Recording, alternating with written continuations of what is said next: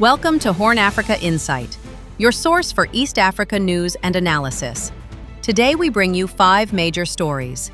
Ethiopia investigates viral fever outbreak. African Union warns on debt crisis. Somali piracy resurges. Afar face challenges in Eritrea. Facts now. Like, share and subscribe HornAfrica Insight.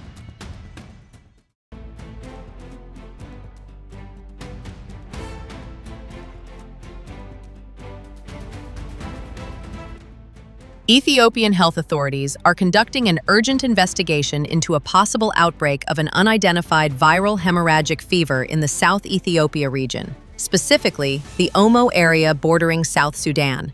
8 suspected cases have been reported, including among health workers, prompting a coordinated response. The Ministry of Health is set to release laboratory results soon, according to the Africa Centers for Disease Control and Prevention. Viral hemorrhagic fevers include serious diseases such as Ebola, Marburg, Crimean Congo hemorrhagic fever, and Lassa fever, all previously recorded in Africa. Symptoms range from fever and muscle pain to severe bleeding and shock, with transmission occurring through contact with infected persons, animals, or contaminated materials. The World Health Organization has deployed 11 technical officers to assist with surveillance, testing, and infection control. Supplies including personal protective equipment, medicines, infection prevention materials, and a deployable isolation tent are being provided. WHO Director General Dr. Tedros Adhanom Ghebreyesus announced the release of $300,000 from the Contingency Fund for Emergencies to support national efforts. WHO offices in Ethiopia and South Sudan are collaborating to monitor cross-border risks. Africa CDC Director General Dr. Jean Kaseya highlighted concerns over proximity to South Sudan's fragile health system. Ethiopia continues to lead containment measures to safeguard public health. Will Ethiopia contain the outbreak before it spreads across borders? The African Union Commission has underscored the impact of rising public debt on continental development during a G20 Africa high-level dialogue on debt sustainability held in Ethiopia. Chairperson Mahmoud Ali Yusuf reported that Africa's public debt stands at approximately $1.8 trillion, equaling about 2/3 of the continent's GDP. High borrowing costs and restricted access to concessional finance are major factors.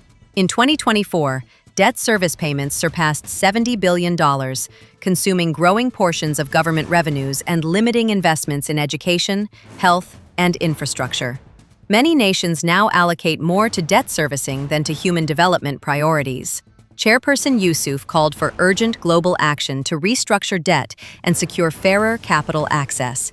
The Ethiopia-hosted forum reflects the country's active role in addressing shared economic challenges. Can Africa break free from the debt trap before growth stalls completely?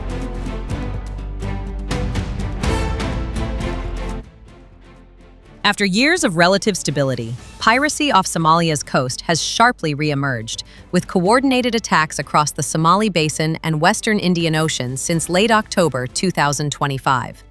The most serious incident occurred on the 6th of November, when pirates hijacked the Hellas Aphrodite, roughly 560 nautical miles southeast of Ale. The 24-member crew followed BMP-5 protocols and sealed themselves inside the ship's citadel. EU NAVFOR's Operation Atalanta has deployed assets to the area, but the vessel remains under pirate control and is reportedly being steered toward the Somali coast. Other recent incidents include an attack on the Stolt Sagaland on the 3rd of November, an attempted approach on the Spar Apis on the 2nd of November, and multiple dhow interdictions in late October, all reflecting a rise in long-range attacks using hijacked dhows as motherships. Analysts say the resurgence is driven by reduced naval patrols, due in part to redirected resources toward Red Sea security, renewed financial incentives following large ransom payments, illegal fishing disputes, and links between pirate networks, Al-Shabaab, and the Houthi movement. Risk assessments confirm pirates now operate up to 800 nautical miles offshore, using automatic weapons and RPGs. Industry bodies, including UKMTO, MSCHOA, and Dryad Global, urge shipowners to adhere strictly to BMP-5 protocols, strengthen watchkeeping, consider armed security teams, and treat the offshore Somali basin as a high-risk zone. Insurance groups emphasize the importance of updated war risk and kidnap and ransom coverage as the threat environment intensifies. Is the Red Sea safe again?